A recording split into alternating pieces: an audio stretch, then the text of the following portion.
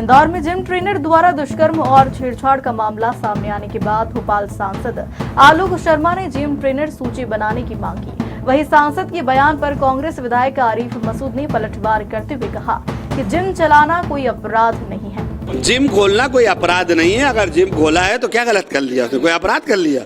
एक जिम है, उसका खोल रहा है, ट्रेनर है, ट्रेनिंग दे रहा है। अगर उसकी ट्रेनिंग पे उसके ऊपर कोई संदेह है, कोई शिकायत है तो बात अलग है, उसकी जांच कराओ। और दूसरे लोग जो आ रहे हैं वो उसको देख के आ रहे हैं ना, ट्रेनर को। मुझे या सांसद को देख के थोड़ी ना जा रहा है, वो ट्रेनर को देख के जा रहे हैं, जिम को देख के जा रहे हैं, उसमें क्या बुराई है? और आप लोगों के माध्यम से एक मेरा संदेश उन तक पहुंचा दें कि भाई साहब आप गंभीर बने, भोपाल के सांसद हैं, आप हमारे मित्र भी हैं, भोपाली भी हैं। खबर देवास से है, जहां पुलिस ने नकली नोट छापने वाले गिरोह का खुलासा किया है। कार्रवाई के दौरान पुलिस ने 5 आरोपियों को गिरफ्तार कर 15 लाख से ज्यादा की नकली करेंसी बरामद की है। इस कार्रवाई को लेकर एसपी पुनीत गहलोत ने प्रेस कॉन्फ्रेंस कर पूरी जानकारी दी। दरअसल देवास जिले में नकली नोटों के कारोबार में लिप्त एक बड़ी रैकेट का पर्दाफाश हुआ। 1 जून 2025 को बैंक नोट प्रेस थाना पुलिस को सूचना मिली थी कि 2 युवक नकली करेंसी के साथ इलाके से गुजर रहे हैं। कार्रवाई करते हुए पुलिस ने सचिन नागर और शुभम वर्मा को गिरफ्तार किया, जिनके पास से करीब 2 लाख के नकली नोट और एक मोटरसाइकिल जब्त की गई है। आगे की पूछताछ में पता चला कि इस नकली नोट रैकेट की जड़ सोनकच्छ गांव में है, जहां आरोपी राजकुमार मालवी अपने घर में नोट छापने का काम कर रहा था। पुलिस ने राजकुमार और सुनील पाटिल को भी गिरफ्तार किया और उनके पास से 13,25,000 के नकली नोट और नोट छापने वाली मशीनें, प्रिंटर, लैपटॉप, स्कैनर व अर्ध छपे नोट बरामद किए हैं। एसपी पुनीत गहलोत ने बताया कि मुख्य आरोपी सुनील पाटिल है, जो 2006 से नकली नोट का धंधा कर रहा था। ये लोग भैरवगढ़ जेल में मिले थे और वहीं से यह नेटवर्क बना। अब तक करीब 25 लाख से ज्यादा की नकली करेंसी बाजार में चला चुके हैं।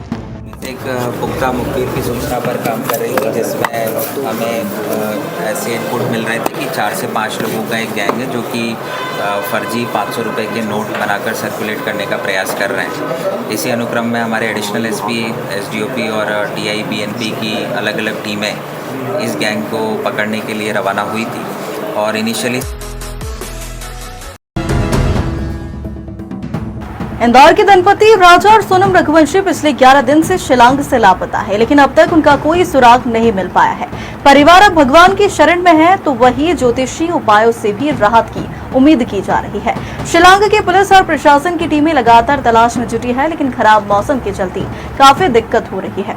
इंदौर निवासी राजा रघुवंशी और उनकी पत्नी सोनम रघुवंशी की शादी 11 मई को हुई थी। 20 मई को दोनों हनीमून के लिए निकले। बेंगलुरु और कामाख्या मंदिर होते हुए 23 मई को वे शिलांग पहुंचे और यहीं से अचानक ही लापता हो गए। परिवार द्वारा लापता होने के बाद से ही तमाम तरह के प्रयास किए जाने लगे, जिसमें मुख्यमंत्री से लेकर भारत के गृह मंत्री अमित शाह तक पूरे मामले में संज्ञान लिया गया। फिलहाल असम के वरिष्ठ आईपीएस और आईएएस अधिकारी उनकी तलाश में जुटे हैं और सर्चिंग अभियान चलाया जा रहा है। तो वहीं शिलांग में लगातार हो रही बारिश के कारण सर्चिंग अभियान में काफी समस्याओं का सामना करना पड़ रहा है। ड्रोन कैमरे के साथ ही विभिन्न तरह से सर्चिंग अभियान चलाया जा रहा है।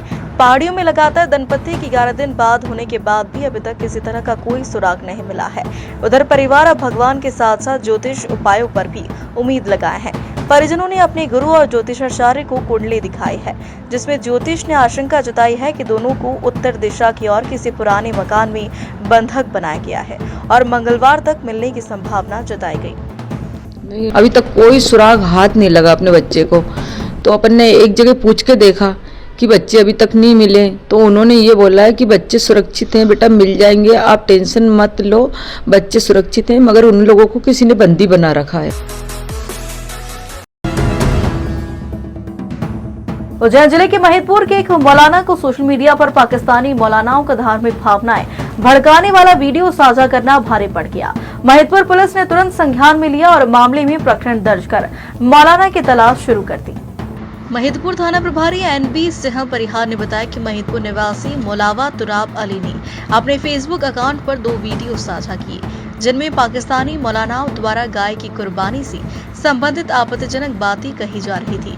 इस प्रकार की धार्मिक भावना भड़काने वाली वीडियो को शेयर करने पर अखंड हिंदू सेना के प्रदेश उपाध्यक्ष मनोज प्रजापति ने थाने पर एक आवेदन दिया था, जिसमें इन पोस्ट से हिंदू समाज की धार्मिक भावनाएं आहत होने की बात कही गई थी और इससे सामाजिक सौहार्द प्रभावित होने की आशंका भी जताई थी। प्रजापति ने इस आवेदन के साथ विवादित वीडियो की पेन ड्राइव भी सौंपी है, जिस पर पुलिस थाना महिदपुर में मनोज प्रजापति की शिकायत पर तुराब अली के खिलाफ बीएनएस की धारा में प्रकरण दर्ज किया है। प्रकरण दर्ज होने के बाद पुलिस ने तुराब अली के निवास पर संभावित ठिकानों पर दबिश दी, लेकिन इससे पहले वह फरार हो गया। हाँ, कल मनोज प्रजापति ने एक आवेदन दिया, हिंदू समाज संगठन का आदमी है वो। उसने कहा कि पाकिस्तानी एक रील है जिसको यहाँ के तुराब अली मौलाना है, उन्होंने व्हाट्सएप में शेयर किया है, जिस पर से पाकिस्तान के जो मौलाना है वो कह रहे हैं कि गाय काटना भी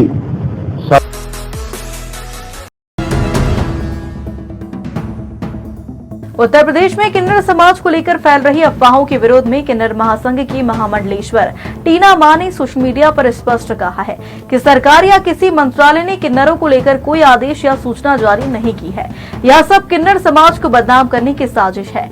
वहीं अब मध्य प्रदेश के कई जिलों में भी किन्नर समुदाय ने अपनी आवाज बुलंद की है, जहां इस पूरे मामले में उज्जैन जिले की माकड़ोन की किन्नर मानसी मिश्रा ने मीडिया के समक्ष अपनी बात रखी। जो सोशल मीडिया पे आजकल तो ऐसा भी चलता है सोशल मीडिया पे कि अमिताभ बच्चन का एक्सीडेंट हो गया, क्या अमिताभ बच्चन मर गया? क्या नहीं मरा ना। तो सोशल मीडिया है, ये वायरल होने के लिए कुछ भी करते हैं। अब सोशल मीडिया के पास कोई नहीं रहा वायरल होने के लिए, तो ये किन्नरों का विवाद बीच में उठा दिया। अभी वहाँ पे कितने सारे आदमी मरे गए, सैनिक मरे गए, उन पे मुद्दा उठाओ ना, उन पे विचार करो ना। उन मुद्दाओं को छोड़ के किन्नर समाज के पीछे क्यों पड़े हो? जो हाँ, लेकिन कुछ जो पॉइंट्स हैं जो उस न्यूज़ में, उस पर्चों में जो कुछ पॉइंट्स, उसके लिए मैं कहना चाहूँगी कि उसमें बोला गया है कि किन्नर नंग प्रदर्शन करते हैं, किन्नर बदतमीजी करते हैं, किन्नर गाली देते हैं।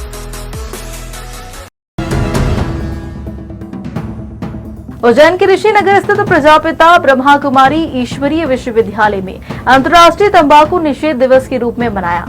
इस अवसर पर नशा मुक्ति प्रदर्शनी भी लगाई गई, साथ ही युवाओं को तंबाकू के दुष्परिणामों के बारे में बताया गया। दुनिया भर में 31 मई को विश्व तंबाकू निषेध दिवस के रूप में मनाया जाता है, जिसमें युवाओं से धूम्रपान से दूर रहने के साथ ही उन्हें तंबाकू के दुष्परिणामों के बारे में बताया जा रहा है। विश्व तंबाकू निषेध दिवस उज्जैन की प्रजापिता ब्रह्मा कुमारी ईश्वरीय विश्वविद्यालय में भी मनाया गया।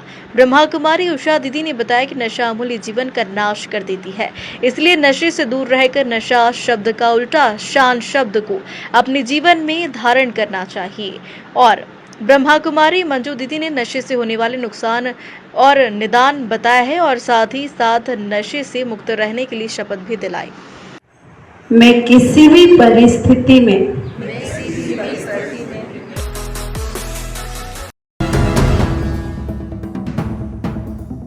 महू तहसील के जीवनदायिनी कही जाने वाली गंभीर नदी अब नाले का रूप ले चुकी है, लेकिन अब इस नदी के पुनरुद्धार की दिशा में एक बड़ी परियोजना की शुरुआत होने जा रही है।